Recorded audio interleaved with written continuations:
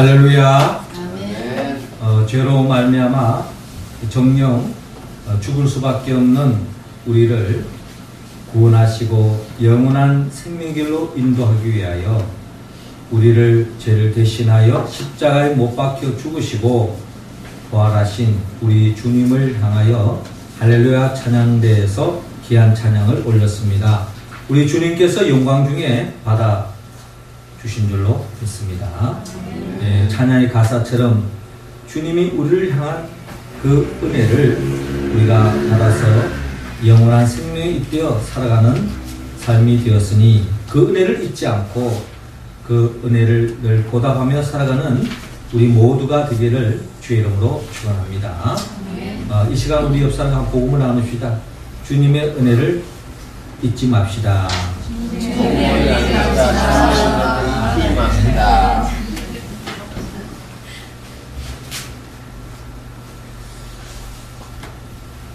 이 세상에 많은 동물이 있지만 그 중에 양을 보면 양이야말로 우리 인간의 모습을 생각할 수 있는 동물이 아닌가 하는 생각을 가지고 옵니다. 특별히 성경은 우리 성도들을 향하여서 양과 같아 양으로서 성도를 표현하고 있습니다. 양을 보면은 양은 그 어떠한 짐승과 비교해 봤을 때에 무슨 강한 뿔이 있는 것도 아닙니다. 이빨이 있는 것도 아니에요. 또 날카로운 그 어떠한 대적을 또 무너뜨릴 수 있는 또 날카로운 또 발톱도 있는 것도 아닙니다. 또 어떤 동물과 같이 또 몸이 날쌔서 적으로부터 도망갈 수 있는 그런 날쌘도 없습니다. 그리고 또한 날개가 있어서 상황에 따라서 도망할 수 있는 그런 날개도 없어요. 무엇보다도 이 양들은 다른 동물에 비해서 아주 시력이 약합니다. 그래서 한 치 앞을 내다볼 수 없어요. 먼 곳을 내다볼 수가 없습니다. 한 치 앞을 내다볼 수 없는 그런 시력을 가진 것이 바로 양이다. 이런 양을 향하여 성경은 이 땅을 살아가는 우리 인생들이 이 양과 같은 존재임을 성경은 곳곳에 비유하고 있습니다. 우리 인생이, 우리 사람이 뭔가 오늘날 최첨단의 문명을 일으키고 인간의 힘으로는 불가능이 없을 것 같지만 그럼에도 불구하고 인간은 죽음 앞에 속수무책입니다. 인간의 또 어떠한 사건과 어떠한 재앙에 맞닥뜨리면은 그냥 어찌할 수 없이 무너지는 것이 우리 인간의 초라한 모습이다. 이러한 인간이야말로 하나님이 창조한 피조물의 현주소라는 것을 우리는 성경을 통하여 헤아려 볼 수 있습니다. 우리는 어제 세월호 2주기를 보내는 날이었습니다. 세월을 통해서 우리는 참으로 잊고 싶지만 잊을 수 없는 사건이 이 땅에 벌어졌습니다.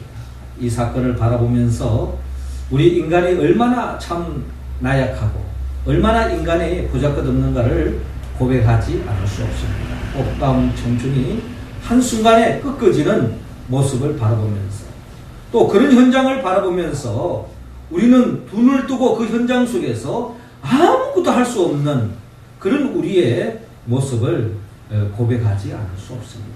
인간의 나약함을 고백하는 사건이었습니다. 지금도 일본에는 지진이 일어나서 더없는 인명의 피해를 보고 있고 또 많은 사상자들이 계속 늘어나고 있는 상황을 볼 수가 있습니다. 예기치 못했던 사고 또 예기치 못했던 재앙 앞에 우리는 너무나도 초라한 우리 인간의 모습을 우리는 바라보지 않을 수 없습니다. 이러한 인생, 우리 양과 같은 우리의 인생, 이 양과 같이 부족하고 연약하고 또 보잘것없지만 그러나 양은 좋은 목자를 만나면 그 양의 삶은 달라질 수가 있다는 것을 성경은 말씀합니다. 좋은 목자를 만날 때에 양은 비록 부족하지만 연약하지만 좋은 목자를 만날 때에 온전할 수 있고 부족함이 없는 풍성한 삶을 살 수가 있습니다. 특별히 요한복음 10장 11절 12절에 보면 나는 선한 목자라. 선한 목자는 양들을 위하여 목숨을 버리거니와 삭구는 목자가 아니요 양도 제 양이 아니라 이리가 오는 것을 보면 양을 버리고 달아나나니 이리가 양을 물어가고 또 해치느니라 라고 말씀하고 있습니다. 자, 이 말씀에 보충해 본다면은 우리 양과 같은 우리 인생들이 선한 목자를 만나야 합니다. 목자도 두 종류가 있다 그래요. 선한 목자가 있고 삭군 목자가 있다는 겁니다. 삭군 목자를 만날 때는 우리의 삶은 보장받을 수 없습니다. 항상 위험에 노출될 수밖에 없고 부족한 인생을 살아갈 수밖에 없습니다. 그러나 선한 목자를 만날 때에는 우리의 삶이 부족함이 없습니다. 심지어 선한 목자는 우리를 위해서 목숨까지 바치는 분이 바로 선한 목자라고 주님께서 친히 증거하셨습니다. 아닌 게 아니라 우리 주님은 선한 목자로서 우리가 잘못해서 우리의 죄값으로 우리가 심판받아야 할 우리들이지만 선한 목자 되신 우리 주님은 우리의 죄를 다 대신 짊어지고 우리를 위하여 자신의 목숨까지 바치면서 십자가에 못 박혀 죽었습니다. 그리고 주님은 죽은 자 가운데에서 3일 만에 부활하셨습니다. 그래서 주님은 죽음의 권세를 깨뜨리고 부활하심을 통하여 부활의 첫 열매가 되셨어요. 그래서 부활의 첫 열매가 되신 우리 주님을 내 인생의 목자로 모시고 나아갈 때에는 우리의 삶은 부족함이 없는 삶으로 나아갈 줄로 믿습니다. 특별히 오늘 성경 본문 요한복음 10장 28절을 보니까 내가 그들에게 영생을 주노니 영원히 멸망하지 아니할 것이요 또 그들은 내 손에서 빼앗을 자가 없느니라 라고 주님께서 말씀하셨습니다. 이처럼 나를 위하여 십자가에 못 박혀 죽으시고 부활하신 그 예수 그들을 내 인생의 목자로 모시고 나아갈 때에 주님은 우리에게 이미 영원한 생명을 주셨다고 말합니다. 잃어버린 하나님의 나라를 되찾게 해주신 거예요. 그리고 영원히 멸망하지 않는다는 것입니다. 믿는 사람도요, 세월호에 갇혀서 죽을 수 있습니다. 믿는 사람도 지진이 나서 죽을 수 있는 겁니다. 죽음의 문제는 우리 임의로 되는 게 아니라는 거예요. 그러나 우리는 예수 그리스도를 목자로 모시고 나아가는 그 인생은 우리는 이미 영원한 생명에 잇대어져 있다는 것을 여러분 꼭 믿으시기 바랍니다. 그 선한 목자 대신 주님을 의지하며 나아갈 때에 우리는 이 세상에서 짧게는 오늘로서 삶을 마감할 수도 있고 또 10년, 100년 동안 더 살 수 있지만 그것은 하나님의 손에 달려있고 저와 여러분들은 이미 예수 그리스도 안에서 영원한 생명을 얻었고 또한 영원히 멸망하지 않는 그 어떤 하나님의 자녀로 인침을 받으심을 여러분 믿으시기 바랍니다. 그런데 이 복은 누가 누리느냐? 이 복은 결국 선한 목자 되시는 목자의 인도하심을 따라가는 좋은 양들에게 누리는 복이라는 것입니다. 오늘 성경의 말씀에 보면은 목자가 선한 목자가 있고 삭군 목자가 있는 것처럼 양도 착한 양이 있고 나쁜 양이 있다는 겁니다. 양도 다 양이 아니라는 거예요. 오늘 성경에서 성경이 말하는 주님이 예비하신 선한 목자 되신 우리 주님이 우리에게 주고자 하는 그 축복을 받아 누릴 수 있는 양은 어떤 양인가? 그 양의 특징을 몇 가지 우리에게 들려주고 있습니다. 특별히 착한 양은 예수님을 믿는 양입니다. 예수님을 믿는다는 것입니다. 26절 우리 같이 한번 읽어볼까요? 시작. 너희가 내 양이 아니므로 믿지 아니하는 도다. 아멘. 자, 오늘 성경 본문 22절은 이렇게 시작하고 있습니다. 예루살렘의 수전절이 이르니 때는 겨울이라 예수께서 성전한 솔로몬 행각에서 거니시니 유대인들이 애워싸고 이르되 당신이 언제까지나 우리 마음을 의혹하게 하려 하나이까? 그리스도이면 밝히 말씀하소서라고 유대인들이 주님 주위에 에워싸고 있는데, 이 에워싸고 있으면 주님을 존경하면서 주님으로부터 더 큰 은혜를 받기 위해서 주님을 사모하는 마음으로 지금 에워싸 있는 것이 아니라, 많은 유대인들 중에는 주님에 대해서 곱지 않는 시선을 바라보고 또 예수님이 이 땅에 그리스도로 메시아로 오심을 받아들이지 못하는, 소화시키지 못하는 그런 유대인들이 아직도 허다했다는 것입니다. 이들이 주님에 대해서 11조로 다가오고 있습니다. 이때 주님께서 말씀합니다. 내가 너에게 말하였으되 믿지 아니하는도다. 내가 내 아버지의 이름으로 행하는 일들이 나를 증거하는 것이거늘. 주님께서는 이 유대인들에게 직접 내가 그리스도라고 표명하지는 않았지만, 예수님의 그 말씀, 예수님의 그 삶, 또 예수님의 그 표적과 이적을 통해서 이미 예수님이 하나님의 아들이시고 그리스도이심을 이미 밝혔습니다. 예수님은 친히 나는 생명의 떡이다, 나는 생명의 양식이다, 생명의 물이다, 선한 목자다 라고 누누이 밝혔습니다. 밝혔음에도 불구하고 그들 가운데는 주님을 온전히 믿지 않는 유대인들이 많았다는 것입니다. 그런 그들을 향하여 주님께서 직설적으로 말씀합니다. 너희가 내 양이 아니므로 믿지 아니하는도다. 너희가 내 양이 아니므로 믿지 아니하는도다 라고 말씀하고 있습니다. 한마디로 주님을 온전히 목자로, 그리스도로 믿지 않는 유대인들이 많았다 하는 것을 오늘 우리 성경을 통하여 헤아려 볼 수 있습니다. 결국 주님을 믿지 않는 양들은 주의 인도하심을 따를 수 없고 주님이 예비하신 축복을 받아 누릴 수 없습니다. 특별히 시편 23편은 하나님을 믿음으로 말미암아 복을 받았던 다윗이 시편 23편을 통하여 고백한 바가 있습니다. 여호와는 나의 목자시니 내게 부족함이 없으리로다. 다윗은 하나님을 전적으로 목자로, 주인으로, 왕으로 신뢰하고 믿었던 것입니다. 그런 믿음의 삶 속에 그는 부족함이 없었다라고 그는 고백하고 있습니다. 주님께서 나를 푸른 풀밭에 누이시고 쉴만한 물가에로 인도해 주셨습니다. 또 때를 따라 내 영혼을 소생시키시고 자기 이름을 위하여 의의 길로 인도해 주셨습니다. 때로는 내가 사망의 엄침한 골짜기로 다닐지라도 때를 두려워하지 않을 것은 주께서 나와 함께 하심이라. 주의 지팡이가 막대기가 나를 안위하시나이다 라고 고백하고 있습니다. 그렇습니다. 다윗은 그가 주님을 믿고 의지하는 데에 좋은 환경과 여건이었으면 믿지 않았습니다. 때로는 사망의 엄청난 골짜기로 통과하는 그런 삶의 여정 속에도 다윗은 끝까지 하나님을 신뢰했습니다. 하나님을 믿었습니다. 그 속에서 그는 두려움에 빠지지 않았습니다.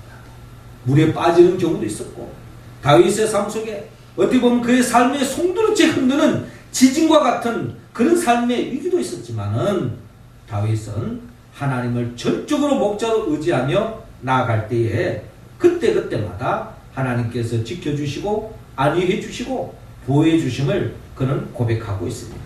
5절에 보니까 주께서 내 원수의 목전에서 내게 상을 차려주시고 기름을 내 머리에 부으셨으니 내 잔이 넘치나이다. 나의 평생의 선하심과 인자심이 반드시 나를 따르더니 내가 여호와의 집에 영원히 살리로다 라고 고백하고 있습니다. 누가 부족함이 없는 삶을 누릴 수 있습니까? 누가 사망의 엄청난 골짜기도 두려워하지 않고 하나님의 보호하심을 받을 수 있습니까? 누가 여호와의 집에서 영원히 영원한 생명에 떼어 영생 공락할 수 있습니까? 그것은 바로 전적으로 주님을 믿고 따르는 자들이 그 복을 받아 누릴 수 있었습니다. 자, 그런데 오늘 우리가 부활절 네 번째 주일을 보내면서 왜 하나님께서 오늘 요한복음 10장의 말씀을 우리에게 들려주셨는가? 이 말씀은 예수님께서 부활하기, 십자가에 못 박히고 부활하기 전에 제자들에게 들려주셨던 말씀이었습니다. 아마 이때쯤 이 말씀을 들을 때 제자들은 자기 자신은 나는 착한 양이다 라고 생각했을 거예요. 나는 선한 목자 되신 주님을 바짝 따라가고 있다 라고 아마 많은 제자들은 다 그렇게 생각했을 것입니다. 그런데 여러분, 그 제자들이 그렇게 선한 목자 되신 주님을 따라가고 있었지만 결국 그들은 끝까지 주님을 믿고 따라가느냐 라고 우리가 한번 돌이켜볼 때에 예수님께서 십자가에 못 박혀 죽음에 임박할 때에 그들은 다 주님을 배반하고 부인하고 주님을 팔아넘기고 다 저 갈 길로 갔던 제자들을 기억하지 않을 수 없습니다.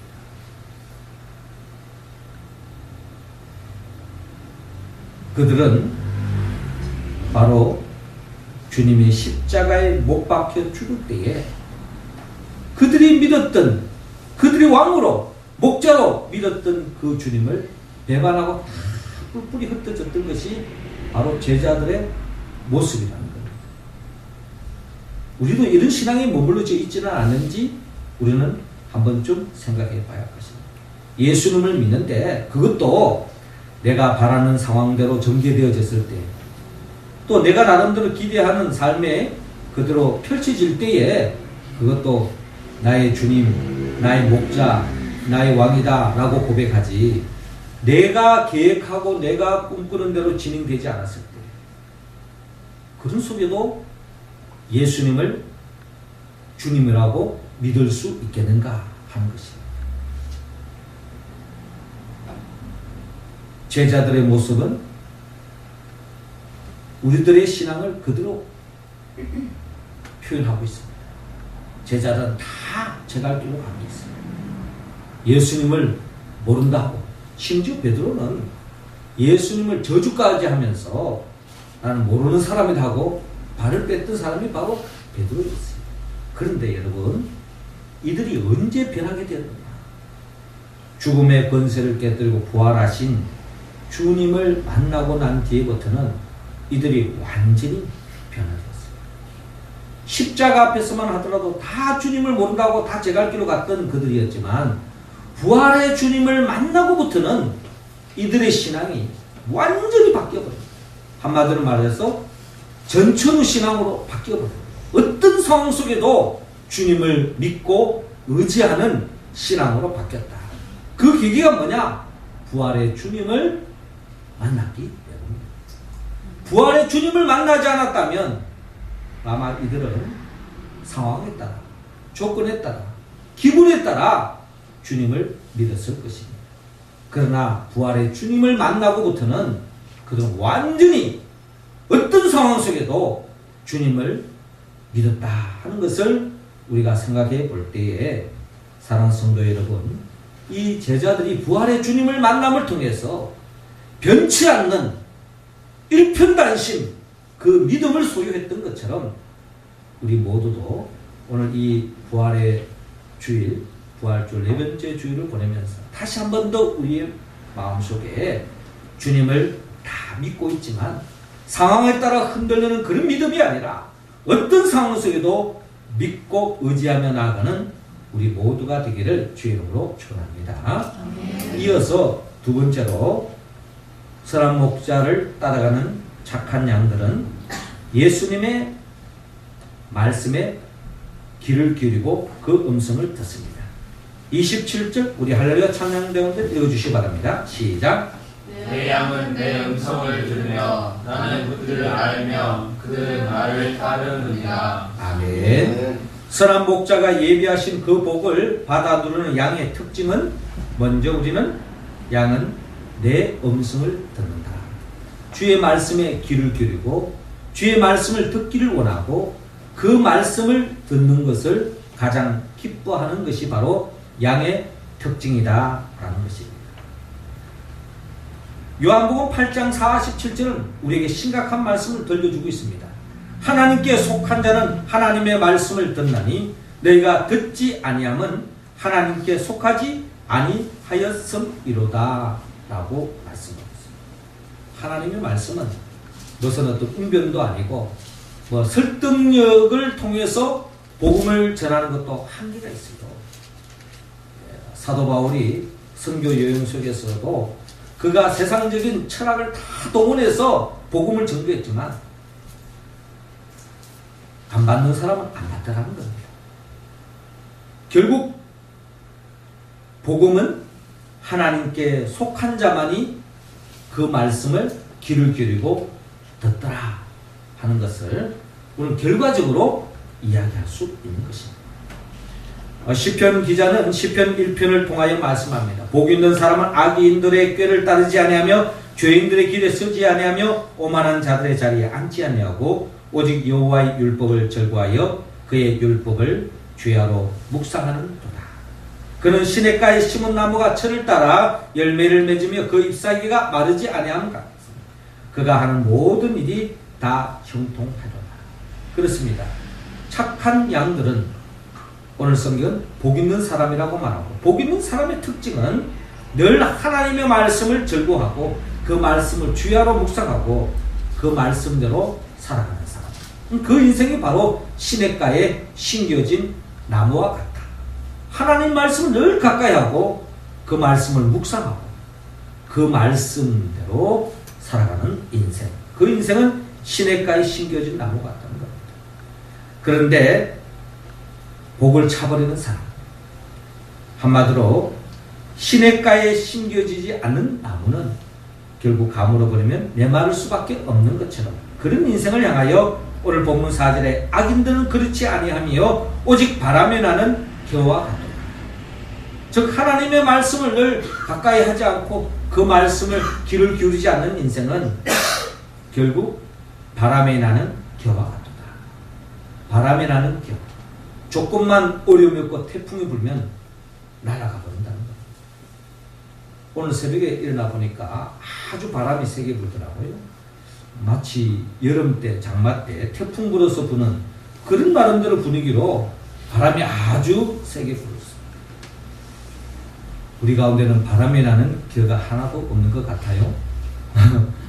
바람이 나는 겨 같은 인생이었다면 아마 오늘 아침 새벽에 다 날아가고 없었을 텐데 하는 생각을 가지고 있습니다. 그렇습니다. 하나님의 말씀을 가까이 하지 않는 인생은 조금만 어려움이 있어도 마치 바람에 날아가는 기와 같이 그 인생은 날아가 버릴 수밖에 없다.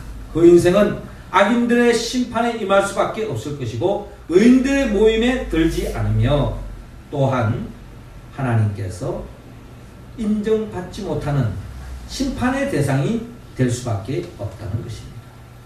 결국 하나님의 말씀을 귀를 기울이는 그 인생, 그 인생은 바로 예수님의 부활을 통하여서 부활의 주님을 만난 제자들의 모습과 부활의 주님을 만나기 전에 제자들의 모습을 우리가 비교해 볼 때에 그와 같은 겁니다. 여러분, 예수님께서 부활하시고 난 뒤에 예수님이 성천하시기 전까지 이 땅에서 40일 동안 제자들과 함께 또 복음을 나누었습니다. 무슨 말씀을 나눴을까? 중요한 말씀을 하셨겠죠? 그런데 성경에는 특별히 주님이 뭐라고 말씀하시는지, 하나님의 나라에 대해서 말씀하셨다는 그런 포괄적인 말씀만 있을 뿐이지 구체적으로 무슨 말씀에 대해서는 말씀이 특별한 기록이 없어요. 기록이 없다는 것은 결국 사복음서를 통해서 주님이 제자들에게 하신 말씀을 다시 주님께서 반복하셔서 일깨워주지 않았을까 하는 생각을 가져봅니다. 그렇겠죠? 주님이 하셨던 말씀을 다시 되새기도록, 반복해서 묵상하도록, 그 말씀을 새기도록 또 말씀을 하셨다는 것입니다. 그러니까 예수님의 제자들은 예수님의 말씀을 듣고 주님을 믿고 따라가면서 계속 말씀을 들었지만 사실 그들은 주님의 말씀을 심각하게 들지 않은 것 같아요. 건성건성으로 한쪽 귀로 듣고 한쪽 귀로 흘려버리는 그런 자세로 주의 말씀에 듣지 않았는가 하는 것을 우리가 성경을 통하여 역력히 들여다볼 수 있습니다. 예수님께서 누누이 말씀하셨죠. 내가 바리새인과 또한 서기관과 장로들에 의해서 죽음을 당할 것이다. 그러나 죽고 난 뒤에 3일 만에 부활할 것이다. 보통 사람들에게 말하자 제자들에게는 3번씩이나 강조했던 말씀이에요. 그런데 그 말씀을 그대로 새겨 들었더라면 예수님의 십자가 앞에서 그들 두려워하지 않고 흔들리지 않고 주님은 죽지만은 부활할 것이다 라고 믿고 끝까지 따라갔을 겁니다. 근데 그 말씀은 아랑곳하지 않고 주님이 십자가에 못 박혀 죽는 그런 상황으로 전개되니까 순식간에 그냥 걸어만 날살라고 다 도망갔던 것들이 제자들의 모습이에요. 그러니까 주님의 말씀에 듣기는 듣지만 겉으로는 아멘 아멘 하지만 마음으로 새겨 듣지 않는 것입니다. 이게 바로 제자들이에요.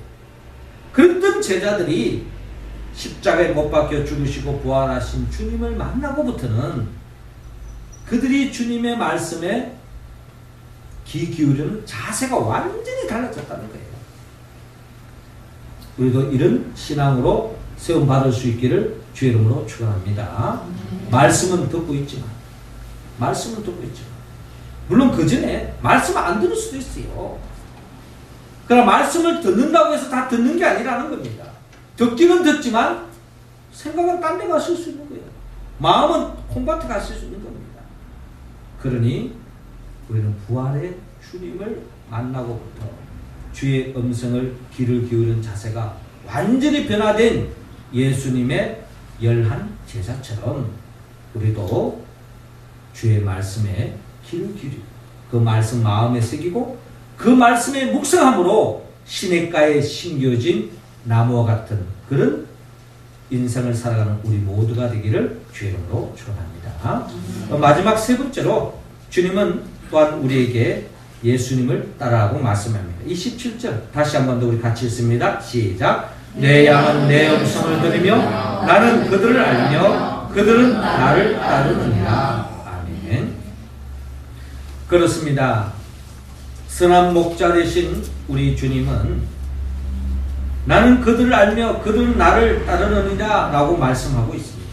그러니까 착한 양의 또 다른 특징이 있다면 그것은 바로 주님의 음성을 들을 뿐만 아니라 주님이 말씀하는 대로 그대로 따라간다는 것입니다. 지난 주일에 예수님께서 베드로에게 하신 마지막 말씀이 뭐예요? 나를 따르라 라는 말씀이었습니다. 베드로 그 말씀을 따라갔을까요? 안 따라갔을까요? 따라갔습니다. 부활의 주님을 만나기 전에도요. 그는 예수님 제가 죽는 한이 있더라도 주님을 따라가겠습니다. 아니 이는 다 굴기 전에 3번 나를 부인할 텐데 무슨 소리 하십니까? 그 누가 그럴지 몰라도 제게는 있을 수 없는 이야기입니다. 했던 호언장담했던 게 베드로였어요. 근데 베드로가 부활의 주님을 만나고부터는 주의 말씀을 그대로 믿고 듣고 끝까지 따라가는 인생으로 바뀐 것을 바라볼 수 있습니다. 그런 자에게 오늘 요한복음 10장 28절에 내가 그들에게 영생을 주노니 영원히 멸망하지 아니할 것이요 또 그들은 내 손에서 빼앗을 자가 없느니라. 그들을 주신 내 아버지는 만물보다 크심에 아무도 아버지 손에서 빼앗을 수 없느니라. 나와 아버지는 하나이니라 하신대 라고 기록되어 있는 것처럼 이처럼 끝까지 주님을 따라가는 그 인생은 하나님이 그 인생을 보장해 주시고 그 인생을 영원한 생명으로 인도해 주신다. 멸망하지 않는다. 영생으로 인도해 주신다고 성경은 분명히 약속하고 있습니다. 이 약속의 말씀을 그대로 따르는 자들이 누리는 복이라는 겁니다. 여러분 예수님의 제자들 베드로를 비롯하여 모두가 주님을 끝까지 따라간다고 했지만 십자가 앞에서 다 뿔뿔이 흩어졌지만 그러나 부활의 주님을 만남을 통해서 그들이 완전히 어떤 상황 속에도 주의 말씀을 따라가는 인생으로 바뀌었다 하는 것을 여러분 꼭 기억하시기 바랍니다. 베드로는 십자가에 못 박혀 죽는데 주님이 십자가에 매달려 죽었는데 감히 내 같은 사람이 어떻게 주님과 같이 매달릴 수 있을까요? 저는 거꾸로 매달려 죽여주십시오. 그래서 베드로는 십자가에 거꾸로 매달려 죽었습니다. 베드로만 그랬습니까? 가룟 유다를 제외한 11 제자들은 부활의 주님을 만남을 통해서 그들을 끝까지 따라갔습니다. 끝까지가 뭘까요? 이 육신의 몸이 살아있는 동안 끝까지 주님을 따라갔다는 겁니다. 그런데 그들은 죽음을 두려워하지 않았을까요? 아무리 주님이 따라오라 하지만은 내 죽을 판인데 어떻게 주님을 따라갈 수 있습니까? 그럼에도 불구하고 그들이 따라간 이유가 뭘까요? 주님이 약속하신 것처럼 끝까지 나를 따르는 자에게 영원한 생명을 주겠다 하는 그 약속을 믿었기 때문에 끝까지 주님을 따라갈 수 있습니다. 주님을 따라간다는 것은 십자가의 길을 걸어가는 것입니다. 고린도서 1장 18절에 십자가의 도가 멸망하는 자들에게 미련한 것이요 구원을 얻는 우리에게는 하나님의 능력이다 라고 말씀하고 있습니다. 십자가는 하나님의 구원을 믿지 않은 사람, 그 사람은 십자가의 도가 멸망하는 자들의 미련한 것이라고 말합니다. 내가 왜 희생을 해야 되느냐? 내가 왜 봉사를 해야 되느냐? 내가 왜 순종을 해야 되느냐? 내가 왜 순교를 당해야 하느냐? 십자가의 도의 비밀을 모르는 사람들의 이야기죠. 그러나 십자가의 도의 비밀을 아는 사람은 하나님의 능력을 경험합니다. 주님의 이름으로 내가 고난을 당하면, 십자가를 지면 반드시 부활의 영광을 맛볼 줄로 여러분 믿으시기 바랍니다. 제자들은 그 주님을 보았기 때문에, 그 주님을 만났기 때문에, 그 주님을 의지했기 때문에 그들 또한 십자가의 고난이 있었지만 그걸 무릅쓰고 끝까지 따라가므로 이 세상에서 비교할 수 없는 하늘의 영광, 하늘의 축복으로 채워지고 그 복으로 말미암아 우리 모두가 복음이 땅까지 전가되어서 우리가 예수 그리스도를 믿음으로 구원받는 생명이 된 줄로 믿습니다. 한 알의 밀이 땅에 떨어져 죽지 않으면 한 알 그대로 있고 죽으면 많은 열매를 맺는 역사, 이게 바로 진리라는 것입니다. 우리 모두도 예수님처럼 또한 12 제자처럼 끝까지 십자가의 길을 걸어가기를 원합니다.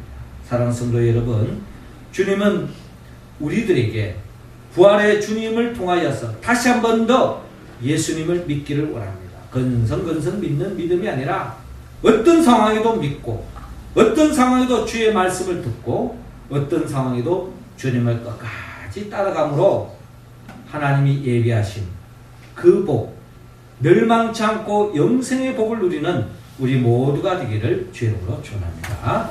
기도드리겠습니다. 하늘에 계신 우리 아버지, 이 시간 하늘 문 활짝 여시사 우리 모두에게 성령의 기름을 부어 주옵소서. 성령의 도우심으로 나를 위하여 십자가에 못 박아 죽으시고 부활하신 예수 그리스도를 믿고 그 주님을 음성을 귀를 기울이고 그 주님의 인도하심을 따라 끝까지 주님을 따라가는 우리 모두가 되어서 하나님 앞에 영광 돌리고 이 땅에 죽어가는 생명을 살리며 한나라를 확장하며 살아가는 우리 모두가 되게 하소서. 예수님의 이름으로 기도드리옵나이다.